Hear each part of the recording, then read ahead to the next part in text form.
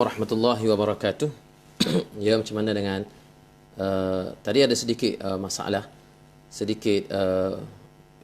teknikal. Baik, macam mana dengan minta komen daripada sahabat-sahabat kalau ada masalah teknikal, suara macam mana, gambar macam mana. Okey. Baik, saya cuma pagi ni cuma untuk bersiaran secara live sekejap dengan sahabat-sahabat Facebook yang ada pada hari ini, sekadar untuk membuat satu ulasan berhubung dengan apa yang telah dititahkan oleh Kebawah-Duli Maha Mulia Seri Paduka Baginda di-Pertuan Agong sebentar tadi. Dan kita baru saja melepasi sidang parlimen yang terpendek, barangkali yang terpendek di dalam sejarah akibat daripada penularan wabak COVID-19. Dan kita tahu bahawa sidang ini perlu untuk dilaksanakan paling tidak ialah sebanyak sekali dalam masa 6 bulan. Jadi tarikh persidangan terakhir pada tahun lepas ialah pada 19 hari bulan 12 atau 9 hari bulan 12 lebih kurang, dan perlu dilaksanakan sebelum berakhirnya 6 bulan, iaitu pada sekitar 9 hari bulan Jun.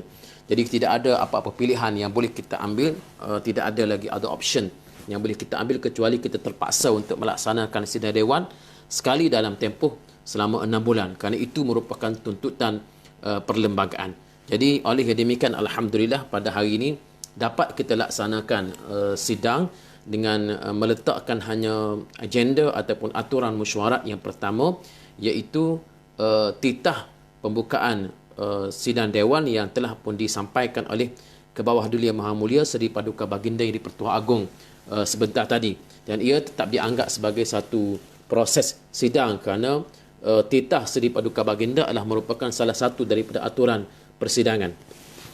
Terima kasih kepada semua, dan kalau ada masalah teknikal macam tadi boleh bagi tahu ya. Saudara Abdul Aziz Hambali jelas, alhamdulillah. Langkawi jelas, alhamdulillah. Ahli Parlimen Langkawi pun ada tadi. Tak baik clear, tak baik pun ada. Sungai Petani terbaik-baik. Pak Teh, Assalamualaikum pula condong molek dah. Baik. Cuma yang agak menarik dalam sidang dewan pada kali ini ialah bagaimana kedudukan ahli parlimen sudah pun bertukar, sebagaimana yang kita tahu bahawa pada 1 Mac ataupun pada 29 Februari yang lepas telah pun diumumkan bahawa Yang Berhormat Tan Sri Muhyiddin Yassin sebagai Perdana Menteri, dan beliau telah pun mengangkat sumpah pada 1 Mac 2020 yang lepas, iaitu pada keesokan harinya. Justru secara tidak langsung coalition ataupun kedudukan ahli-ahli parlimen sudah pun berubah. Dan tadi Malaysia Kini ataupun berita-berita membuat suatu liputan bahawa selama 114 orang ahli parlimen berada di sebelah kerajaan. Walaupun demikian, sempadan di antara kerajaan dengan pembangkang tadi tidaklah ditentukan secara jelas, tetapi boleh diagak bahawa 114 orang ahli parlimen berada di sebelah kerajaan. Namun demikian, saya yakin bahawa sebenarnya ahli-ahli parlimen yang menyokong kerajaan lebih daripada bilangan tersebut. Jadi insya-Allah kalau sekiranya berlaku apa-apa proses undi tidak percaya pada sidang-sidang yang akan datang, kita optimis bahawa akan lebih ramai mereka yang akan berdiri untuk menyokong kerajaan yang ada pada hari ini. Alhamdulillah pada hari ini, walaupun kita menjangka bahawa akan berlaku perkembangan yang tidak diinginkan, tetapi walaupun demikian, alhamdulillah saya ucapkan terima kasih kepada para pemimpin politik dan termasuklah pemimpin pembangkang, iaitu daripada Pakatan Harapan, yang tidak mengambil kesempatan untuk melakukan situasi, mencetuskan situasi huru-hara di dalam Dewan Parlimen tadi, yang boleh menyebabkan akhirnya berlaku situasi yang tidak diingini. Walaupun demikian, walaupun dijangka perkara-perkara yang tidak diingini, tetapi saya nampak bahawa pemimpin-pemimpin parti politik mengambil tindakan yang matang, iaitu dengan tidak mencetuskan huru-hara semasa maupun sebelum ataupun selepas daripada ucapan Kebawah-Duli Maha Mulia Seri Paduka Baginda yang di-Pertuan Agong sebentar tadi. Jadi hari ini Seri Paduka Baginda di-Pertuan Agong masuk ataupun berangkat masuk ke sidang dewan pada hari ini dengan tidak diiringi oleh Pemaisuri Agong, mungkin kerana isu wabak COVID-19 ini menyebabkan sidang dewan pada kali ini pembukaan diadakan dengan cukup minima, iaitu tanpa sebarang perbarisan pembukaan dan tidak ada istiadat perbarisan, dan diteruskan terus kepada titah diraja. Hishamuddin Abdullah, kuruh nampak poso-poso ni YB, terima kasih. Kuruh sama kita ni. Rawan cerah molek, alhamdulillah. YB semak sport skala, terima kasih. Muhammad Nurul Iman. Ramah duduk mengejek ni. Baik. Ada yang tanya ahli parlimen BN YB, berapa ahli parlimen BN? Wallahu alam, saya pun tak pasti berapa ahli parlimen BN. Tuan-tuan boleh cari fakta ni. Tetapi sekitar lebih kurang 49 ataupun 48, lebih kurang begitulah. Tetapi bila dicampur semua sekali, paling minima kita mempunyai 114 orang ahli parlimen yang berada di sebelah kerajaan. Jadi oleh demikian Perikatan Nasional ataupun so-called yang whatever nama yang telah pun diberikan, tetapi Perikatan Nasional telah berjaya untuk nak menambah ataupun membentuk kerajaan majoriti dengan 114 orang. Dan ini ialah satu perkembangan yang menarik, kerana kita sering didakwa bahawa kerajaan yang ada pada hari ini tidak ada majoriti. Kerajaan yang ada tidak ada majoriti, tetapi kita telah berjaya buktikan bahawa kerajaan yang ada pada hari ini mempunyai majoriti. Ada soalan yang menyatakan bahawa kenapa tidak ditukar speaker yang ada, memandangkan speaker dilantik oleh Kerajaan Pakatan Harapan.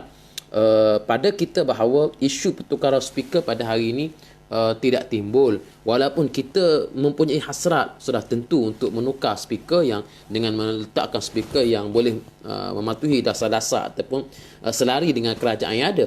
Tetapi ia bukanlah keutamaan pada kali ini. Keutamaannya ialah bagi memastikan sidang dewan dapat dilaksanakan dan dewan diselamatkan daripada dibubar, dan kita terus fokus kepada bagaimana untuk menangani penularan wabak COVID-19 yang ada pada hari ini.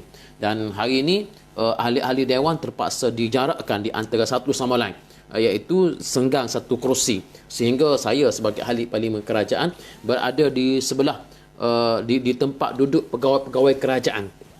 Begitu juga sebahagian daripada ahli-ahli parlimen Pakatan Harapan terpaksa duduk di tempat pemerhati yang biasa dikhususkan kepada pemerhati, kerana kerusi dijarakkan dengan satu diisi. Ini kerana bagi mematuhi apa yang disebut sebagai social distancing pada hari ini. Syahrul Amir YB, Jelutung ada ke hari ni? Lama tak tengok. Ya, saya pun duk cari-cari juga, tapi kerana pertemuan yang sangat singkat, selepas sahaja berakhirnya sidang tadi, semua pakat cari driver ataupun terus berangkat pergi, kerana tidak mahu supaya berlakunya perkumpulan beramai-ramai sehingga menjadi suasana yang tidak baik. Jadi kita buat juga, walaupun kita adakan juga walaupun dalam suasana ini, tetapi dalam situasi sangat minima bagi memenuhi minimum requirement, iaitu keperluan yang minimal di dalam perlembagaan ini.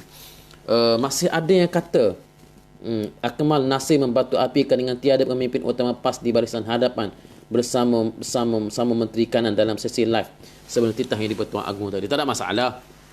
Tidak ada pemimpin utama PAS dalam pemimpin utama, tidak ada di dalam barisan menteri-menteri Kanan. Itu tidak ada masalah, kerana PAS tidak ada pemimpin PAS yang menjawat Menteri Kanan. So walaupun demikian, kita ada 3 orang menteri dan kita ada 5 orang timbalan menteri, dan persoalan jawatan ini bukan satu persoalan yang besar, walaupun PAS sudah tentu ingin menghantar wakil yang ramai dalam kerajaan. Tetapi saya ingin ingatkan bahawa matlamat minimum kita ialah memastikan the government without DAP.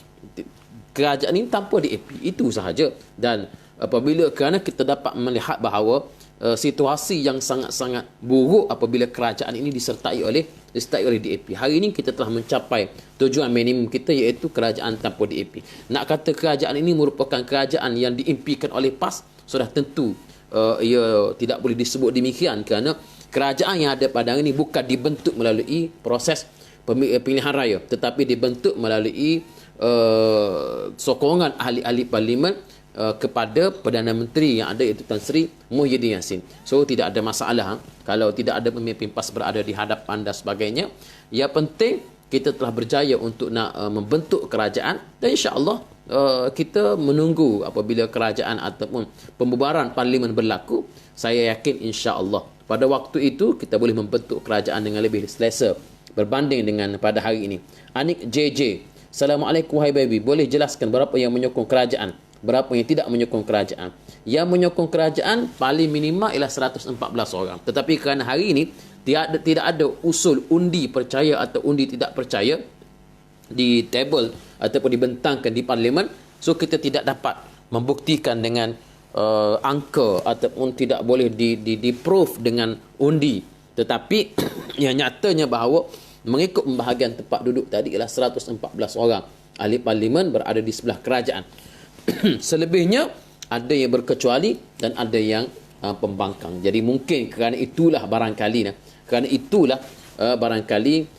tidak ada sebarang move untuk menyatakan undi tidak percaya, selain saya yakin bahawa untuk menghormati ke bawah Yang Maha Mulia Seri Paduka Baginda ia di-Pertua Agong, tetapi di dalam masa yang sama kalau dilaksanakan, digerakkan undi ini, mungkin undi ini sendiri tidak mendapat sokongan daripada mereka yang berkecuali.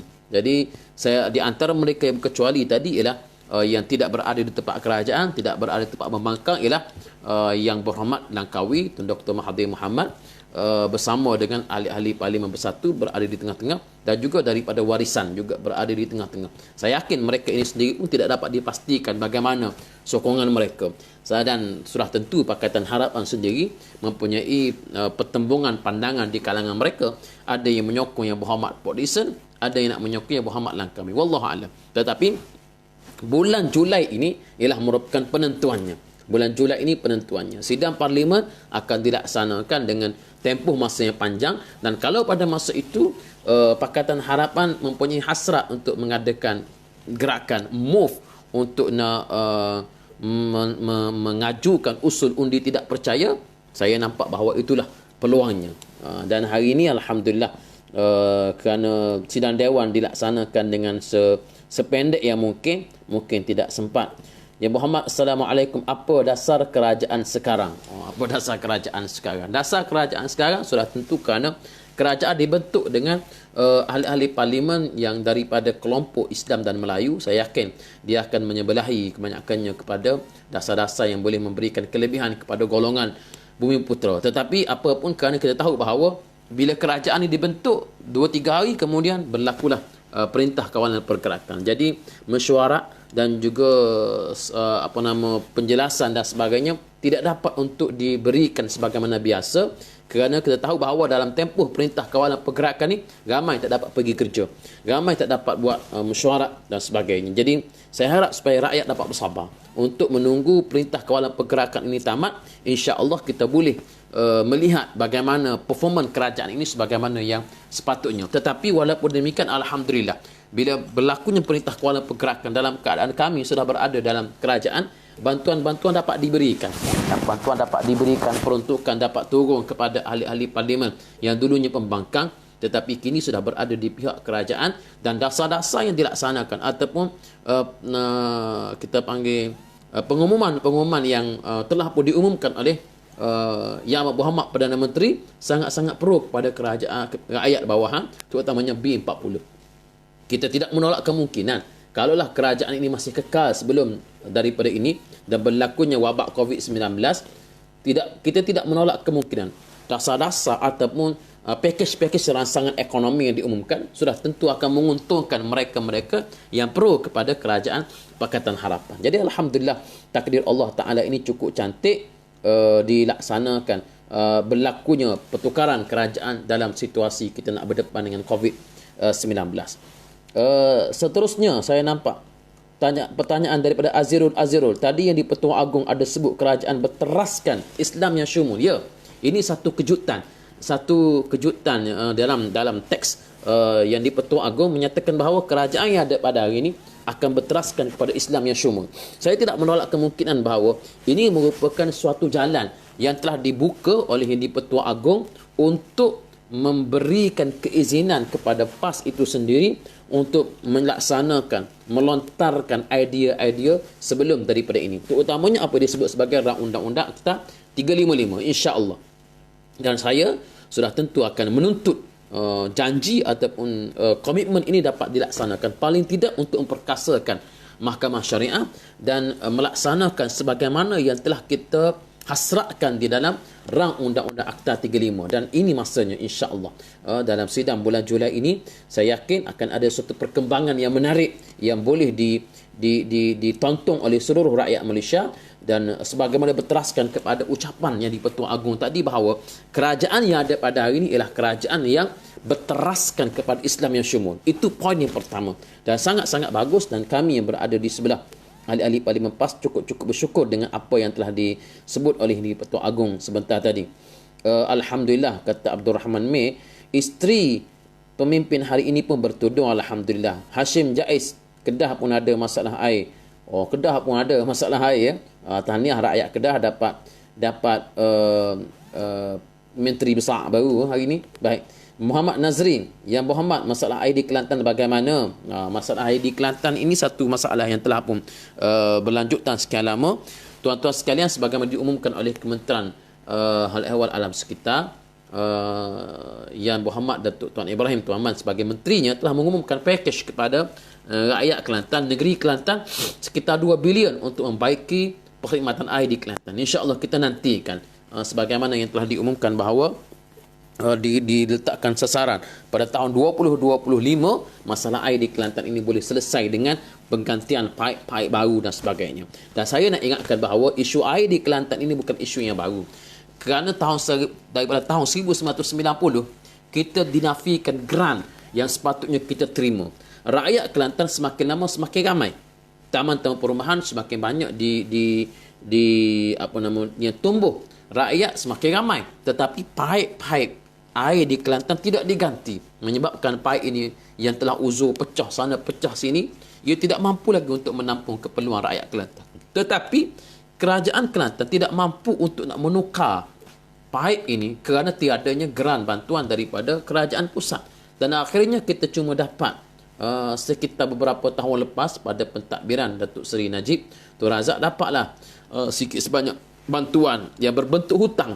Dan hari ini insya-Allah alhamdulillah menterinya ialah daripada Kubang Krian yang telah mengumumkan pakej kepada negeri Kelantan. Cumanya kerana isu COVID-19 ia masih belum dapat dilaksanakan dengan sepenuhnya. Ayun-ayun speaker lama kena tukar baru ya, insya-Allah. Kita ada komitmen untuk nak menukar speaker, tetapi ia perlu dilaksanakan dengan undang-undang ataupun dengan mengikut perlembagaan yang ada. Speaker boleh ditukar menerusi usul seorang ahli dewan yang perlu dibenarkan oleh speaker itu sendiri untuk dibahaskan. Kalau ramai setuju boleh tukar, kalau ramai tak setuju tak dapat tukar. Jadi nak buang speaker bukan main-main. Ia perlu kepada suatu keadaan ataupun satu situasi yang mematuhi perlembagaan. Tidak boleh kita nak tukar terus tukar. Ia bukan semudah itu. Hashim Jais, semoga Allah bagi kekuatan kepada MP PAS terutamanya MPBN dan MPBN yang lainnya untuk mesejahteraan insya-Allah. Zaini bin Salikin ni YB PAS akan lebih banyak kerusi pada PR15 nanti. Ya, saya setuju. PAS insya-Allah dengan kerjasama Muafakat Nasional dan Perikatan Nasional, PAS akan mempunyai lebih banyak kerusi pada masa yang akan datang.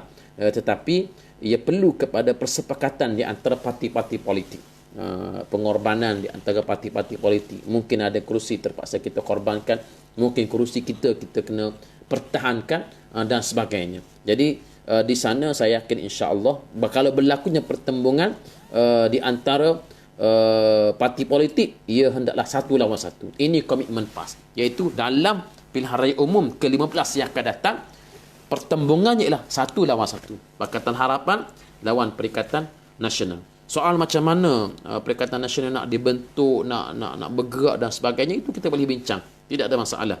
Masa masih lagi panjang, so tidak ada masalah.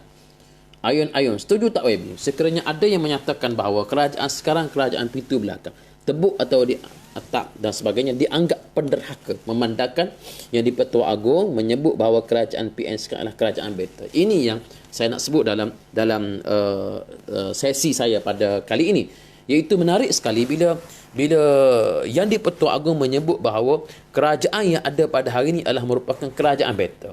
Dan saudara-saudara boleh baca macam mana, boleh tengok macam mana Yang di-Pertuan Agong telah pun menyatakan secara detail kronologi yang berlaku daripada isu perletakan jawatan Tun Dr. Mahathir.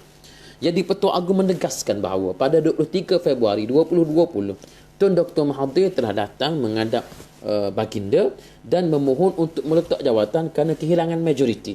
Dan bagaimana baginda telah minta Tun Dr. Mahathir jangan letak jawatan, tetapi Tun Dr. Mahathir berkeras untuk nak meletakkan jawatan. Jadi soalnya kerajaan yang ada pada hari ini ditubuhkan kerana ruang kosong yang telah pun ditinggalkan oleh Tun Dr. Mahathir. Bukan kita yang nak move untuk nak tukar, tidak, tapi Tun Dr. Mahathir sendiri telah meletakkan jawatan. Bila beliau telah meletakkan jawatan, so tidak ada pilihan kepada Pertuan Agong melainkan hendaklah melantik seseorang ahli Dewan Rakyat yang pada hemat baginda mempunyai sokongan majoriti. Dan pada akhirnya sokongan majoriti ini dapat kepada Tan Sri Muhyiddin Yassin. Itu sahaja. Bukanlah adanya suatu gerakan bersenjata dan sebagainya untuk nak menjatuhkan kerajaan yang ada. Jadi saya tidak nampak bahawa kerajaan yang ada pada ini adalah merupakan kerajaan pintu belakang. Mana ada usaha nak beli ahli parlimen, ada ke tidak usaha-usaha nak buat perjumpaan beli ahli parlimen, itu tidak ada. Tetapi kerana sentimen rakyat melihat bahawa kerajaan Pakatan Harapan yang turut dianggotai oleh DAP ini semakin lama semakin teruk. Hutang semakin banyak, aset dijual. Kemudian tak tahu apa hala tuju dia. Tak tahu apa hala tuju. Kerana DAP sudah tentu dia kena fikir tentang pengundi-pengundinya, non-Muslim, non-Malay yang begitu ramai. Tetapi dalam masa yang sama, dia juga kena fikir tekanan politik daripada orang-orang Melayu yang ada. Jadi dalam situasi ini kita nampak kerajaan DAP ini sudah tidak ada, kerajaan Pakatan Harapan tidak ada hala tuju yang sebenar. Tidak ada hala tuju yang jelas. Rakyat semakin marah. Siri-siri pilihan raya kecil menyaksikan bahawa mereka kalah dalam kursi yang mereka pernah menang. Tanjung Piai mereka menang, mereka kalah. Apa lagi? Di Semenyih mereka pernah menang, mereka kalah. Belum lagi kita sebut PRK yang sudah tentu dimenangi oleh BN, oleh UMNO sebelum ini, dah tentu menang dengan jumlah yang begitu besar. Jadi dalam ini menunjukkan bahawa rakyat resah dengan kerajaan yang ada pada hari ini. Kita tidak boleh nak bertahan lebih lama untuk nak berada di bawah Pakatan Harapan. Justru oleh demikian berlakulah kita panggil rundingan demi rundingan, sesi-sesi rundingan dan sebagainya secara tidak rasmi. Dan di sana tidak ada proses jual beli dan sebagainya, dan didorong oleh Pakatan Harapan sendiri mempunyai masalah dalaman yang cukup kuat. Ada yang kata Tun Dr. Mahathir kena letak jawatan, ada yang kata kena kekal. Dan mengikut rakaman audio yang tersebar sehari dua ini, memang jelas menunjukkan bagaimana Pakatan Harapan mempunyai isu di kalangan mereka sendiri. Itu juga berlaku di Kedah. Di Kedah, bukan isu PAS nak jadi kerajaan. Isunya ialah dua adun PKR telah pun keluar daripada parti mereka mengisytihar menyokong Tan Sri Muhyiddin Yassin. Jadi oleh demikian kerajaan yang ada secara automatiknya telah pun jatuh secara automatik. Macam mana Menteri Besar tidak ada sokongan majoriti? Bila jatuh, maka di situlah PAS yang sudah ada majoriti, yang punya kerusi paling banyak, wajib untuk tampil ke depan bagi mengisi kekosongan yang ada. Itu isunya. Tetapi kita dikatakan bahawa yang nak melaksanakan agenda politik ialah yang mengemukakan usul tidak percaya. PAS Kedah, bila berlaku sidang Dewan Dun Kedah, mereka tak mengemukakan usul tidak percaya. Walaupun kita nampak kalau buat usul tak percaya, boleh tentu Datuk Seri Mukhlis boleh khas sebagai Menteri Besar. Tetapi PAS tidak mengambil pendekatan seperti ini kerana bukan ini isunya. Bukan isu siapa nak jadi Menteri Besar. Setakat mana Menteri Besar boleh bertahan bagi sokongan pada Menteri Besar. Tetapi kerana Menteri Besar sudah hilang kepercayaan majoriti, maka PAS perlu untuk ke depan. Saya menyebut berkenaan dengan dalam video yang tular baru-baru ni, berbeza dengan isu sidang Dewan. Ada usul daripada Pakatan Harapan, anggota Parlimen Pakatan Harapan, supaya ditebalkan usul tidak percaya, usul percaya dan sebagainya. Itu langkah politik. Dalam situasi kita berdepan dengan COVID-19 ini, itu merupakan langkah politik yang tidak perlu untuk kita layan dalam masa sehari dua ini. Baik. Terbaik mak popo kakak-kakak, apa pula mak popo kakak ni. Baik, live dengan tenang je jawab persoalan. Alhamdulillah, terima kasih. Abang Nahpija, setujukah YB, Muhammad Hafiz, setujukah YB penyokong PR sentiasa ulang-ulang fitnah pada Datuk Seri Najib Razak sehingga KMB Kedah tumbang pun Mukhrim Hadi salahkan Datuk Seri Najib Razak. Ya, mungkin begitulah. Kerana mereka perlu ada suatu kambing hitam untuk mereka persalahkan sekiranya berlaku apa-apa. Dan mereka yang mereka nampak bahawa orang yang mereka boleh persalahkan dengan senang ialah Datuk Seri Najib Razak. Wallahu a'lam. Saya tidak nampak bahawa Datuk Seri Najib mempunyai peranan di dalam memainkan peranan dalam menyebabkan jatuhnya kerajaan Kedah. Saya tak nampak. Yang menjatuhkan kerajaan Kedah ialah daripada PKR sendiri yang telah pun membuat tindakan terhadap ahli-ahli mereka, dan termasuklah adun-adun PKR yang berada di sebelah kem Datuk Seri Muhammad Azmin Ali. Dan kita yakin bahawa kalau ini isunya, kalau inilah gelombangnya, tidak mustahil akan ada lagi negeri yang jatuh selepas daripada ini. Banyak lagi, ada lagi negeri-negeri yang jatuh. Kita tak boleh dedahkan di sini. Tuan-tuan nanti tengoklah selepas daripada ini. Ia berpunca pada kegagalan Pakatan Harapan untuk memastikan mereka bersatu. Kesatuan mereka. Mereka boleh bersatu. Kesatuan dalaman mereka. Mereka tak mampu nak pastikan, tak mampu untuk nak bersatu di antara satu sama lain. Macam mana mereka boleh pertahankan kerajaan mereka. Salam YB, bila nak masuk SOSMA? Kesian Tan SOSMA Tengku Syahrir. Ya, saya sokong. Secara peribadi, ucapan saya di dalam Dewan ialah menyokong SOSMA dimasukkan, tahanan SOSMA dibebaskan. Tetapi sudah tentu kita tidak boleh boldus macam tu. Dia kena ada prosesnya yang tersendiri. So dalam keadaan mereka terlibat dengan LTTE pun dibebaskan. So tidak ada sebab kenapa yang ditahan orang Melayu Islam yang ditahan kerana terlibat dengan kekerasan dan sebagainya tidak boleh juga dibebaskan. Terus kena bersatu dengan geng Azmin YB Yodi Hussein. Ya, insya-Allah tidak ada masalah. Itu lebih baik daripada kita terlibat dengan DAP. Latif Rasul YB gini, bila boleh buat usul untuk kami di Persatuan Pewaris Buruh Paksa Jepun untuk buat tutupan yang sama dengan Ambogi cerita kat YB di rumah YB hari itu. Boleh, insya-Allah kalau ada maklumat lengkap. Saya juga pernah hari itu minta maklumat lengkap, boleh bawa maklumat lengkap. Persatuan Pewaris Buruh Paksa Jepun yang mohon supaya adanya kita panggil pertolongan ataupun keprihatinan terhadap mereka. India semua dah lepas SOSMA. Tengku Syahrir, India semua dah lepas SOSMA. Saya sokong, ya. Kalaulah tahanan LTTE boleh dibebaskan, kenapa tidak orang Melayu Islam yang juga yang juga telah pun ditahan pada hari ini, kenapa mereka tidak boleh dibebaskan? YB usulkan RCI 1MDB supaya isu ini dapat dibersihkan. Ya, insya-Allah. Saya sokong. Kalaulah 1MDB dapat dibersihkan RCI, itu satu langkah yang terbaik. Tetapi isu ini telah pun dibicarakan di mahkamah pada hari ini. So tidak ada, kita cuba tunggu macam mana proses mahkamah ini bersidang. Banyak lagi RCI yang kita boleh tubuhkan. RCI kematian adib, kena ada RCI. RCI isu-isu yang melibatkan tuduhan kepada Datuk Seri Anwar Ibrahim. Saya pernah sebut tuduhan liwat kepada Datuk Seri Anwar perlu kepada RCI.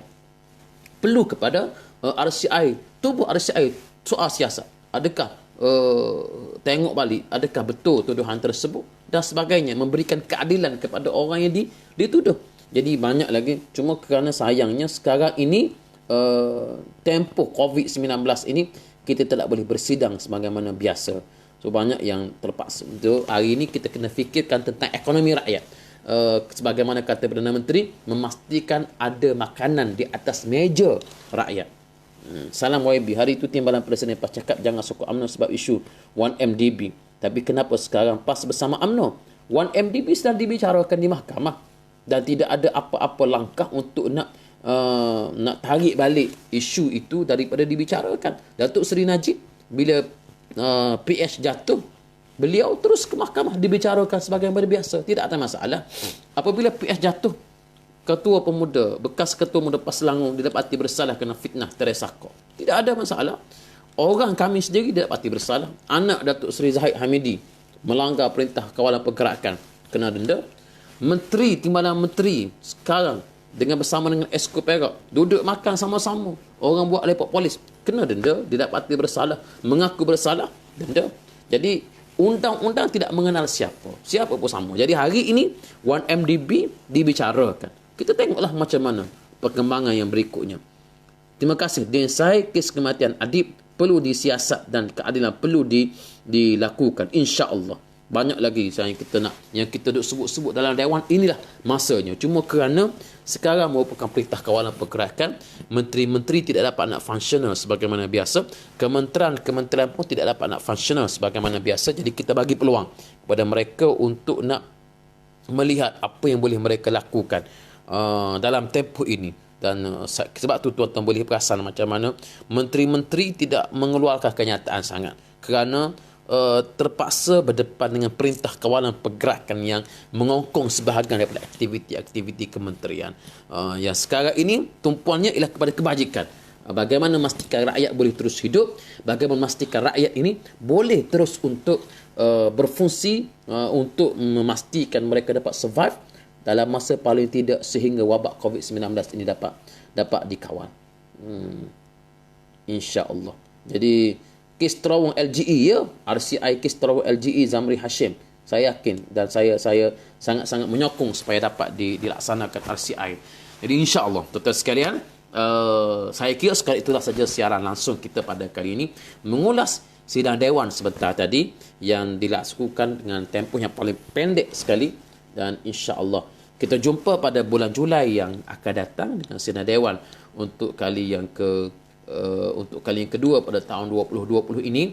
Insya-Allah kita jumpa pada masa yang akan datang. Doakan supaya kerajaan ini dapat memberikan kebajikan sebanyak mungkin kepada rakyat. Insya-Allah. Doakan kami diberikan kekuatan oleh Allah Subhanahu Wa Taala. Doa-doa tuan-tuan pada malam-malam akhir Ramadan.